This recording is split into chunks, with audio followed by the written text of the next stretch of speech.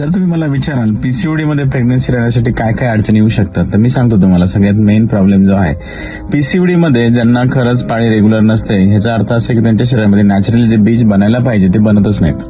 दुसरी गोष्ट, ज्यावेळेस ट्रीटमेंट घेऊन प्रेग्नन्सी राहत नाही त्यामध्ये पहिला प्रॉब्लेम येतो की बीज बनण्यासाठी मेडिसिन, फॉलिकल्स तयार होण्यासाठी जे मेडिसिन दिलं जातं त्यांनी फॉलिकल्स तयार होत नाहीत.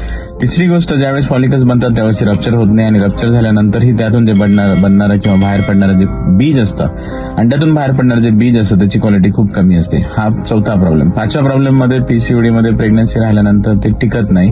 प्रेग्नन्सी टेस्ट पॉझिटिव्ह येते मात्र तो गर्भ वाढत नाही. त्याच्यानंतर पीसीओडी मधला दुसरा किंवा त्याच्या पुढचा प्रॉब्लेम जो आहे, पाचवा म्हणा सहावा म्हणा, त्याच्यामध्ये प्रेग्नन्सी राहिल्यानंतर त्याच्यामध्ये अबॉर्शन्स होण्याचे चान्सेस वाढतात.